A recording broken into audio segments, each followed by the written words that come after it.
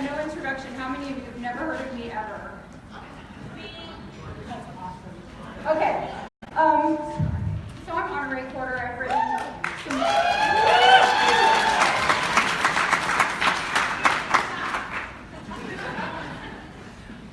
I'm so excited to be here with all of you. Are you all still like awake and shit? Do you need like a minute? Do we need to do a wave or? Okay, all right. So there's 3 of you that are awake. Awesome. All right. So I want to talk about making your fortune as a writer. Is that interesting to anyone? Okay. Awesome. So the first thing you need to know is that if anyone can do it, you can do it, which is making your fortune. And I know it's really easy to sit in a chair and think, well, that person on the stage is really special, but I don't know if I'm that special. Does anyone resonate with that? Because I certainly, so there's also 3 of you. Okay, awesome. Okay, but so everyone else is pretty clear that they're special and they're gonna make their fortune. Because I haven't had anything to eat, so like if we're done. Okay, cool.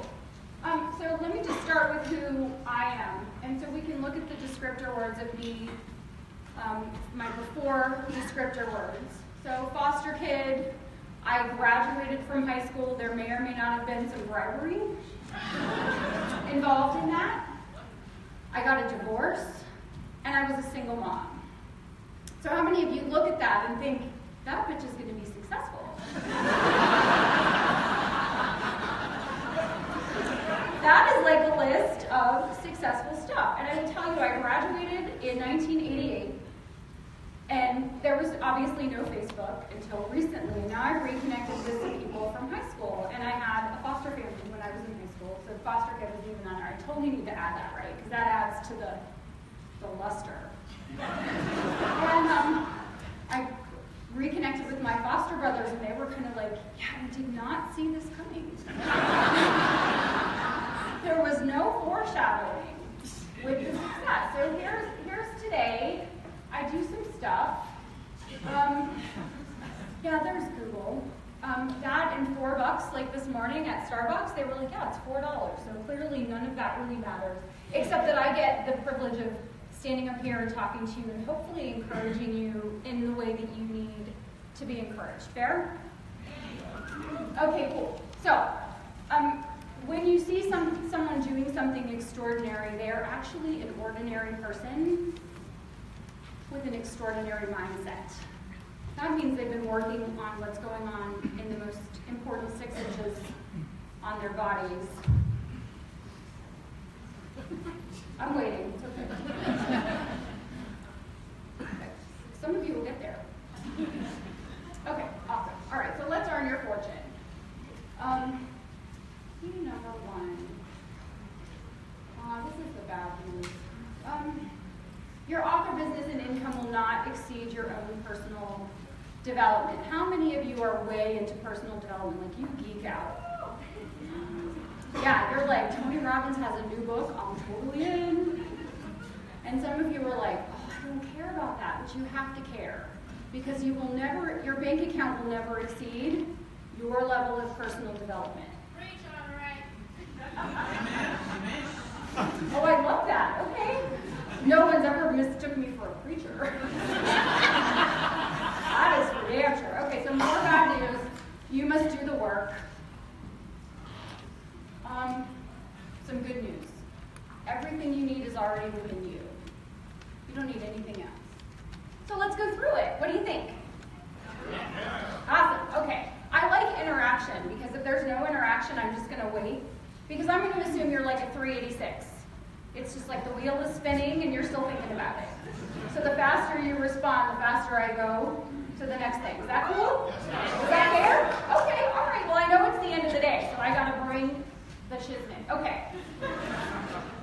Okay, so if you want to be healthy and happy, you've got to work harder on yourself than you do on your job. But you also have to work on your job. You've got to work on your craft, but you also have to work on yourself. And you're probably thinking, well, how the hell do I do that? How do I work on myself? Well, as luck would have it, how many of you have ever heard of Hal Elrod and the Miracle Morning? How many of you have never heard legit have no idea what I'm talking about. Preach, Honoree. So, that's me, Honoree Quarter Osteen, right here. Okay, so Hal Elrod is my business partner. He got the cool story. So he wrote a book called The Miracle Morning, and it was written after he hit his second rock bottom. So he got the really cool story. So I got to be a foster kid and a divorcee, but he got to die for 6 minutes and then come back to life. So he got the cool story. And he went online to discover what are the success habits of the most successful people. And he did a Google search, because isn't it G-search, right? We used to actually do research at the library. Now we do G-search, which is all legitimate and factual and accurate information. Every time we do it. Yes, of course. All right. So he goes online and he looks up and he figures out, and I'm not going to give it away, but I'm going to give it away. He figured out that there are 6 things that the most successful people do. And he's like, is this it? Are you sure? And I'm going to tell you what they are, and then I'm going to tell you something really cool. They're silence, which is another word for with meditation, another word for meditation. It's the end of the day. So let me just call something out right now. In Austin, where I live, it's 6:37, and I get up at 4:30 in the morning. So right about this time is when my hair goes up in a scrunchie and the pajama pants come on. Also not known as the time I get up on stage and I'm all working. Does that make sense? So I might say things the wrong way. You're just gonna have to go with that. All right? I'm gonna give as much as I got paid.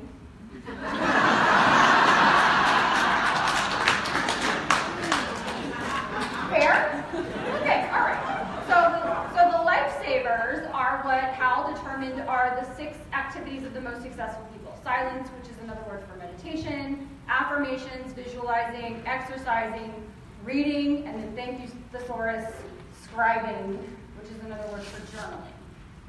So he says, okay, I'm going to start doing all of these things every single day, and he writes a book called The Miracle Morning, which is a worldwide phenomenon, so I don't know where you people that have never heard of it have been, but you're welcome.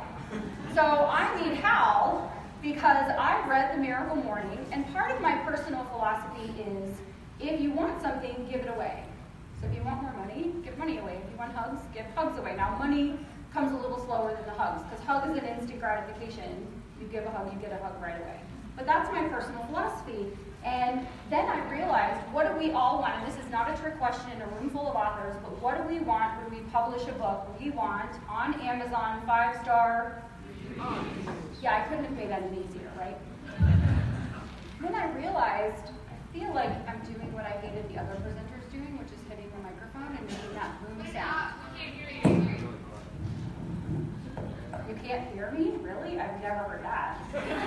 Okay. Awesome. So we want 5-star reviews, and I realized I was reading a lot of books, and I wasn't eating my own dog food. I wasn't giving 5-star reviews. And I feel like, and I know not everyone feels like this, but I feel like if I can't say something nice, if I can't be kind, then at least I can be quiet. But I felt like if I could leave a 4 or 5-star review, I needed to start taking the time to do that if I wanted other people to take the time to leave reviews for me. Fair? The next... But you get in trouble if you're an author and you leave reviews for other authors. I mean, I think that's the reason you quit doing it because you get yelled at. Yes. So this is just my personal philosophy, and you and I can talk over a martini later. Just go with the energy. Just go with the idea, right? Hugs, reviews, chocolate chip cookies, the whole thing. Okay. But I totally get what you're saying, and we're going to ignore that Amazon is a little, sticky with that sort of thing.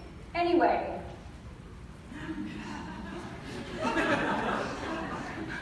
Anywho. So the next book I read is The Miracle Morning, and I'm thinking, I've been doing all this stuff. I totally could have written this book. Should I write this book myself? And then I thought, no, he did a really good job. And his story is cooler than mine. To be fair, he did get to die and come back to life. So I'll let him have The Miracle Morning, and I'm going to leave a 5-star review. Hal gets an email. He discovers that I have written a book series. And so we partnered together to write the Miracle Morning book series. Anybody heard of Steve Scott? Okay, raise your hand if you've heard of Steve Scott. Like, where do you people live? Fiction.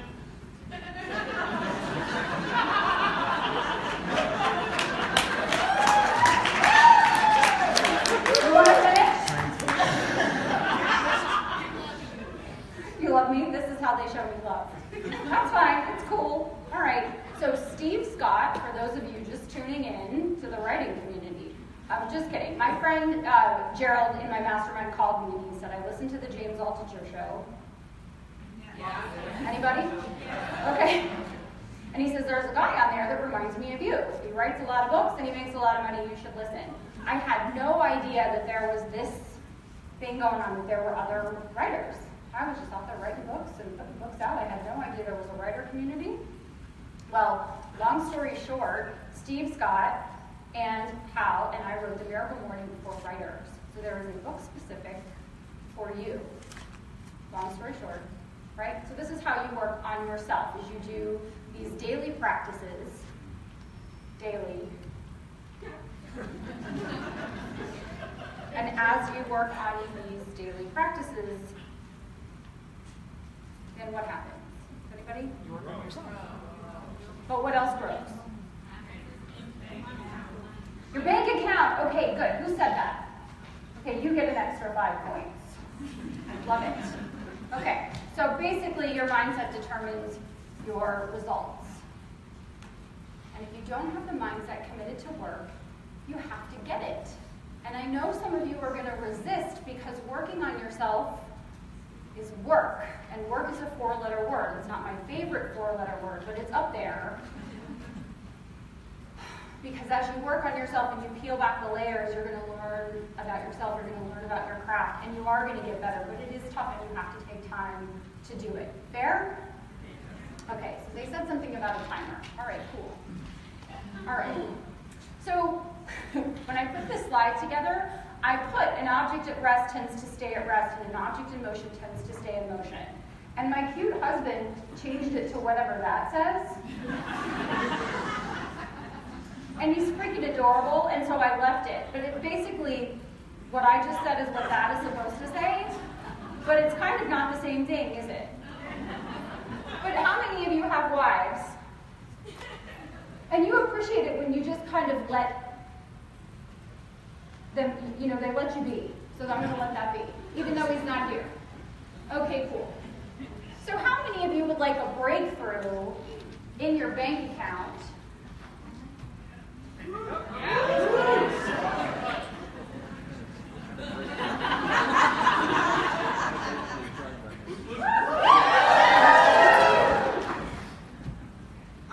Okay, all right.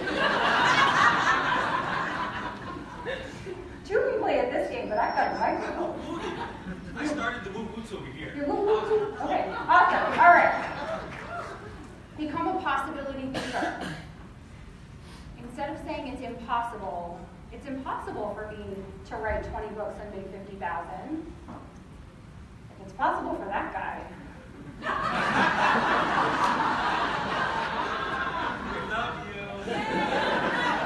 I mean, really. Listen, here's the thing about comparing yourself to someone else. If you look at someone else and you think, how are they doing that? Basically what you're saying is, this is my set of skills and this is their set of skills. So if they can do it, then you can do it. Yes. Right? Judge, lest not you be judged. But if you're judging, then let's call it what it is. All right, so identify your writing role model, but not because you want to be like them, but because you want to be inspired by them to do better. I had no idea that people could write tens of thousands of words, sometimes in a day. Where is that Julie Huss bitch? I'm sorry, would you raise your hand? Yeah, because you're still here. I know you're leaving in the middle of my talk, but it's fine. She has somewhere better to be, so she kind of just let me know that she'd be leaving in the middle. So I wouldn't be upset about it. It's fine. Anyway, Julie is someone who really inspires me. And I know she's going to put some Rohypnol in my drink later. And then rob me. It's going to be awesome. But Julie, believe it or not, is one of my writing role models because I see her say, okay, I have to write 10,000 words today.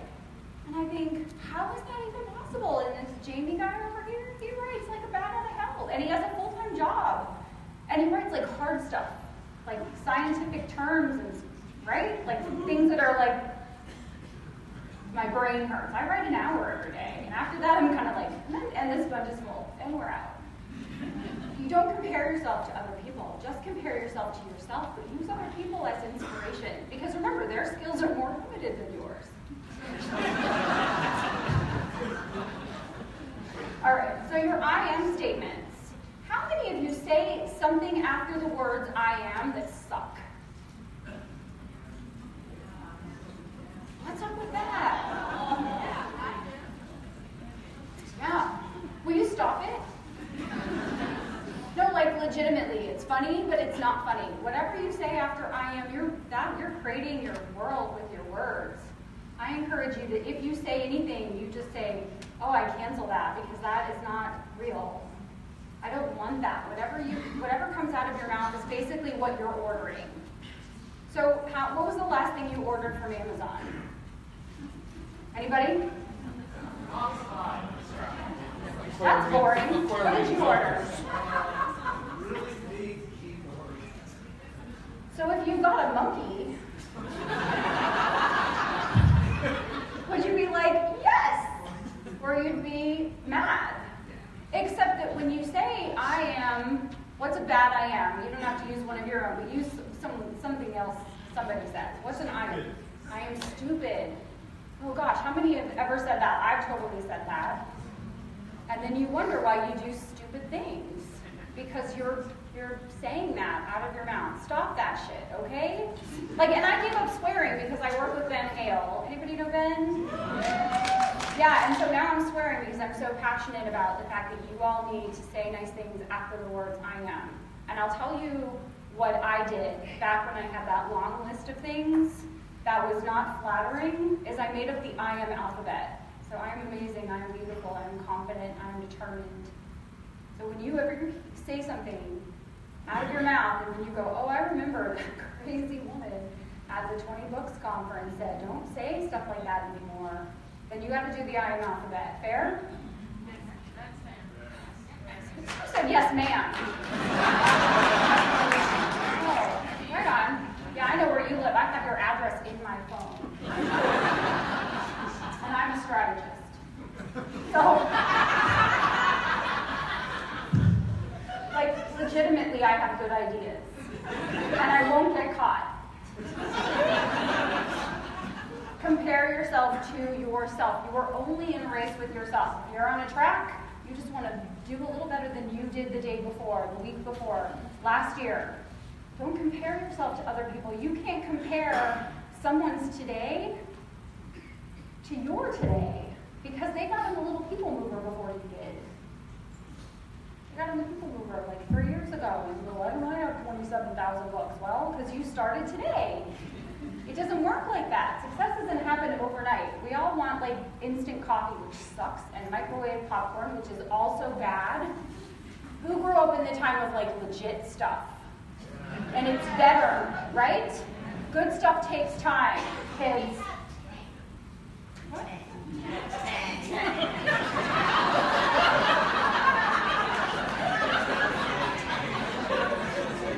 Key number two. All right. So this is a good news, bad news situation. You must do the work. What is the work as a writer? Yeah, it's not a trick question. But how many of you do more thinking about writing than you do writing? I really should sit down and write. I should sit down and write. I should see what's on Facebook, but I should be writing. I'm going to go get a meme that says, I should be writing. And I'm going to post it in a writing community so that all the other people that are also not writing can like my post and share it in their writing community. Okay, that's the bad news. The great news. And don't you love the graphics my husband did? The work is fun. Okay, listen. So you have a full-time job, or you've ever had a full-time job, or you know someone who's had a full-time job. I'm gonna get 100% participation if it kills me. It just might kill me. Okay. This work is fun. So Brian said you lie about your name. You're lying about everything. If you write fiction, it's all one big lie that you've structured. You've done some fat outlining. You've moved shit around. You've got characters you made up in your head. It's all a big lie. Isn't it great? And you can do it in your cat pajamas. How many of you sometimes don't shower for 3 days in a row, or is that just me? Because why? Why? There's the day I wash my hair, the day after I wash my hair, and then the third day where I'm like, I'm not really going to see anybody. I'm going to be writing. Okay. All right. So let me tell you about this person, my little sister. All right. It's cool. I can strategize against more than just Amy. That's fine. So this is my daughter, Lexi. She's 17. She's for sale if any of you know a Saudi prince. Because she's hormonal and she talks back, and she's probably one of the most lovely people in the world. This girl does not know the word no, or that she can't do something. So I'm going to give you a little bit of my daughter to take with you, because you're going to need it. So when she was 10, we lived in Las Vegas, right up the road, and it's July, and it's 147.5 degrees outside. And she comes in, it's 4 o'clock, I got my apron on, I've got a knife in one hand and some chicken, I'm cutting some chicken, I'm watching a little Oprah. And she comes in and she says, Mom, I need you to buy me a bike. And I said, I can't do that right now. And so she says, oh. Like, She says, so if I sell your books, can I keep the money? I'm in my head, these are two separate conversations. One, I need a bike, and two, I want to keep the money. And I said, sure, yeah, whatever. So the next thing I know, I hear the front door open and close. I'm like, oh, this kid, high maintenance, love, food, pay attention to what she's doing every day. So I take the knife with me because I just never know what's happening. So she's across the street at my neighbor's. Now my neighbor at the time has a granddaughter, so she's got to be 65. At the time I had written 2 books, I think.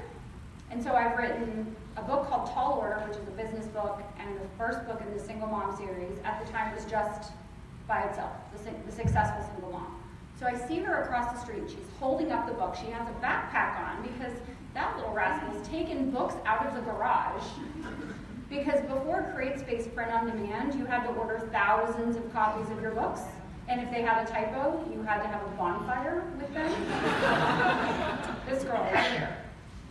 So she's holding up the books, and the woman says, she says, I want you to buy my mom's book. And she said, okay, what are the books about? She's like, I don't know, but they're great. My mom wrote them. So she's holding up the books, and she says, this is a book, and this is the book for moms. And she said, well, I'm not a single mom. She's like, but I'll buy the other book. And she said, how much is the book? And my daughter said, they're $15. And she said, I only have a 20. And Lexi says, okay. So she takes the 20, and then she goes on. We live in a little cul-de-sac, and she goes on, and she comes back, and she makes $300. When it's 147 degrees in July in Las Vegas in 2010, when everybody was saying, what were they saying in 2010? Anybody hear anything about the economy crashing or people losing jobs or nothing possible? But this kid, she's out there like, I need a bike. My mom says she can't buy me one. She must be poor. And so I'm going to go get the money to buy myself a bike.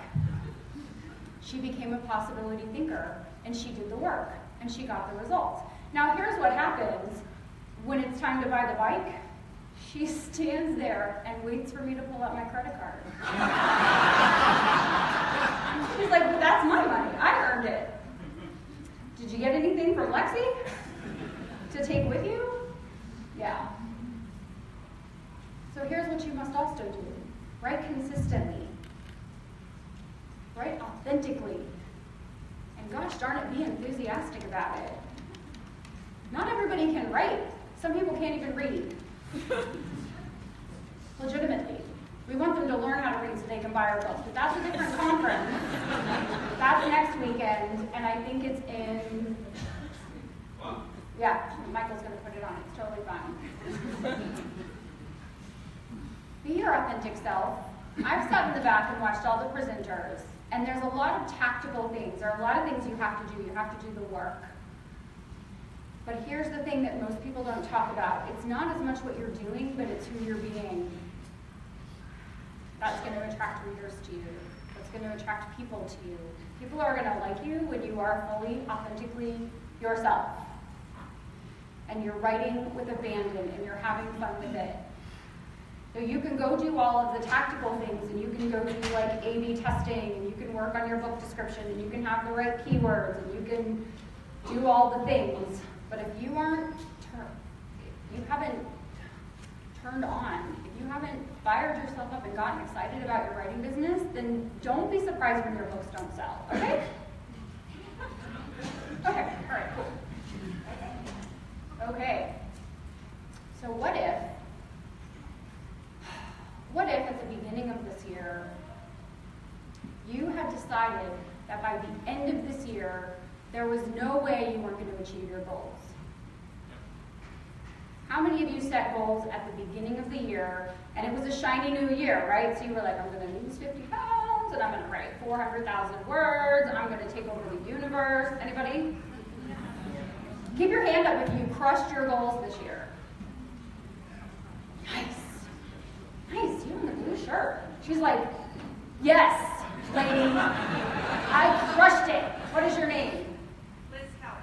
Liz Kelly, everyone. Google her. Because her arm was straight. She wasn't even like, I did it. No. Okay, Liz Kelly crushed it. We're coming up on a new year. What if you let out the best version of yourself in 2018? There's no yawning in my presentation. Were you yawning? You were being tired, he was being authentically tired. Excellent. Excellent. I want you to get to the end of next year with a straight arm. Like, yes, I totally crushed my goals. And I'm taking the rest of the year off. So that's what I'm doing as soon as I'm off the stage. So how many of you have heard of the 40% rule? You have? What is it? She doesn't remember. Okay, excellent. Would you like me to remind you? Okay. You're supporting.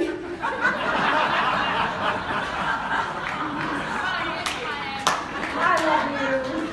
Jamie Crumpton, everybody. Best-selling author. And Texan. So the 40% rule I heard about from Jesse Itzler. Yay! There's one. I love it. Okay, so Jesse Itzler is married to Sarah Blakely, founder of Spanx. Okay. Awesome. We're gonna get you all there.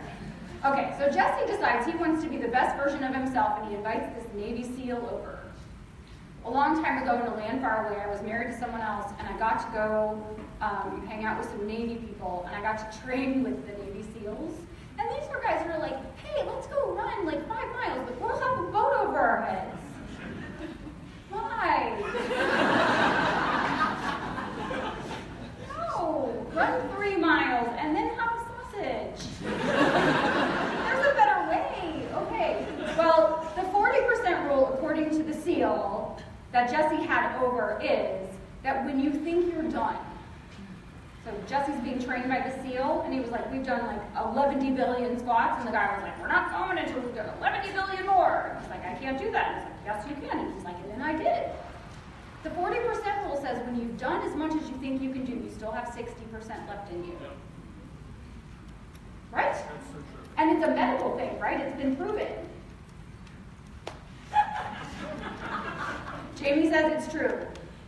When you're writing, when you're publishing, when you're putting together your schedule, just keep in mind that when you've gone as far as you think you can go, you still have a whole bunch left in you. And you're running the race against? You're not competing against? Okay, so I said this. Committed eats impossible for breakfast. Because you can't be a foster kid, divorcee, single mom, you're a basic loser, and at some point not dig deep and find what's possible for you. And I can do it, for God's sake. You all can do it. Because if anybody had bad self-talk and had to do the work, it was me. And that's a legitimate thing. I'm doing okay now.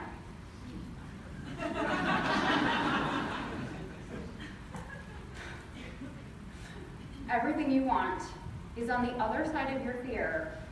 How many of you, I'm going to come over, because this is rule number 2 now, right? Okay, Brian's number 2 is for this side. I remember. How many of you have ever been in a place where you felt like, I can't, or I can't even?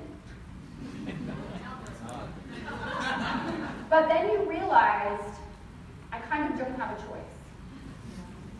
And you had to downshift into 4th gear and punch it. And then what happened? You did it. You dropped your transmission. Sorry, that was too good not to share. That was awesome. We all have that next level available to us. And for those of you that walk out of this conference and you're inspired, remember you have 60% more left in your tank. And when you are 100% committed to something, you can get there. 98% committed sucks. Because there's that 2% that's like, but if I don't do it, I can always get the job. I can always go back to work for my father-in-law. No, my father-in-law's nice. He's a dentist. But your father-in-law probably sucks. And you probably don't want to work for him. How many of you have ever had a job that you hate? And leave your hands up if you hate it now and you'd like to be a full-time writer. Yeah. So next year at this time, because who was it that said a year ago there were some people that wanted to be a full-time writer, and a year later they're a full-time writer? And who is that in this room who a year ago was thinking, I might want to be a full-time writer? Hold on, put your hands up and straight arm. Yes.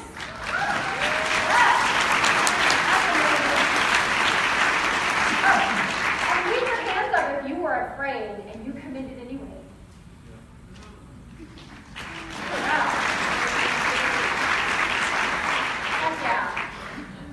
That doesn't look so good for the elephant there.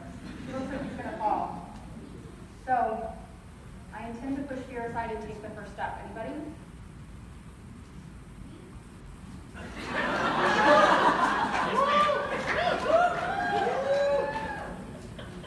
It's cool.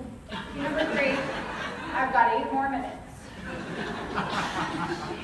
All right, yeah, blah, blah, everything you need is within you.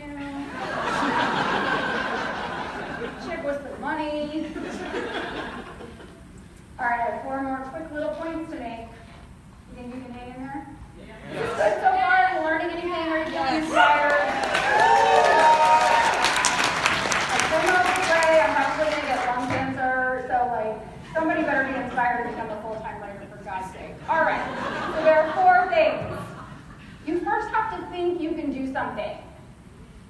If you can just get your foot in the door, you can just think for 1 second, I think I can do it.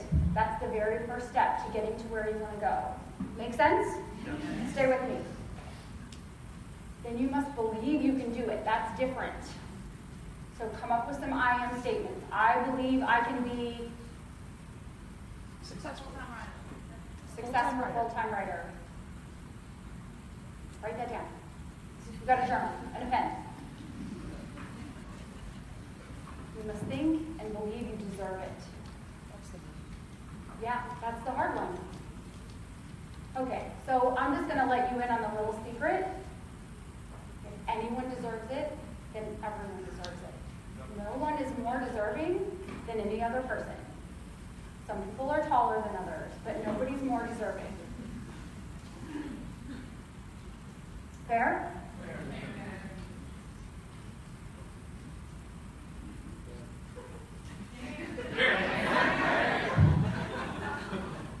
6 minutes, 9 seconds. commit 100%. I'm going to say this again because it's so important that when you say, I'm committed 100% to something, there is no plan. You're going to be a full-time writer or not. Who said die? Honey, I wasn't going to kill you. I was just going to shank you. It's not. No major organs. I'm totally kidding. No, but if you, I'm in your will, right? I get the cats? Okay, cool.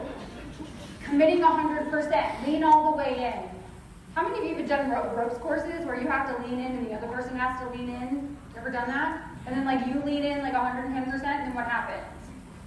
You fall. It has to be 100%. Well, it's you 100% with you.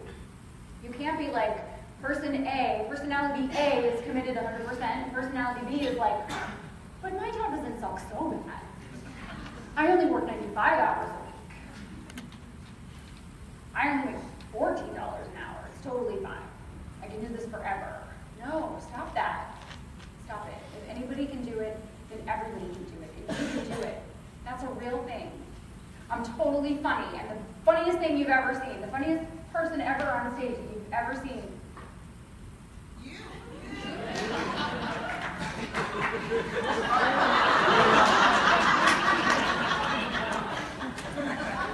And I'm being completely serious about committing 100%. I want the lesson to go all the way in. I want you to totally get it, 100%. Because Brian Meeks, isn't it fun to be a full-time writer? It is awesome.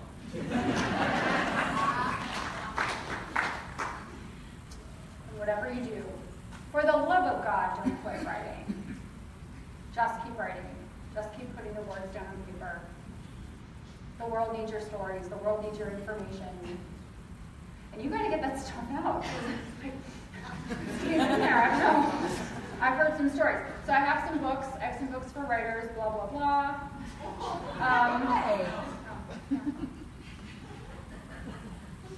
Yeah, so I have some books that I've written for writers because I want you all to be full-time writers. Because it's so much fun to work in your cat pajamas, in your scrunchie, and talk on the phone with your author buddies, and go to writers' conferences, and eat too much chicken and waffles. Yeah, so we diet like right up until the conference, and then all bets are off. It's like $42 for the cinnamon roll room service. I'm in. What could go wrong? Awesome. Okay, so to recap, you got to work on yourself. You have to do the work of the writing business, of the book business, and everything you need is within you. Did you all get that? Yeah. You did? Oh, and I have one more quick lesson for the funny.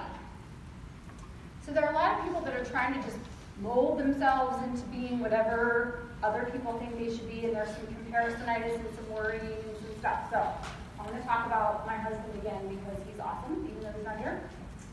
We go on our first date, and I'm a single mom. And he goes in for the kiss because... And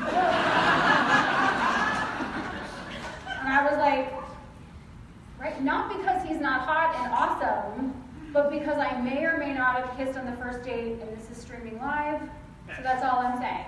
I may or may not have done things on the first date ever. And I was still single. So what do you do when something doesn't work? You try something new. So a couple months later, he goes, so what was up with the no kissing? And I said, well, you know, I liked you, and I didn't want you to think that I was easy or anything like that. And he's like, we totally could have slept together on the first date. And it would have been fine, because he's a guy, right? What else is he going to say? But he said something that is really important. He said, Honoree, you can't do the wrong thing with the right person. And you can't do the right thing with the wrong person. If someone's going to like you, they're going to like you. And if someone's not going to like you, they're not going to like you. You're going to remind them of their ex-wife, or a teacher that they hated, or a boss that they hated, or a coworker, and you can't make them happy. There's nothing you can do about it. So you might as well be authentic and have a good time anyway. And it's their problem if they didn't like you. And you remind me of my Aunt Louise, and I miss her. Yeah. So thank you for sitting there. It's like a little angel in the audience. You can't do the wrong thing with the right person, and you can't do the right thing with the wrong person. And I had to throw that in there because we're all trying to like be whatever, and that shit doesn't work. Cool? Oh, the end.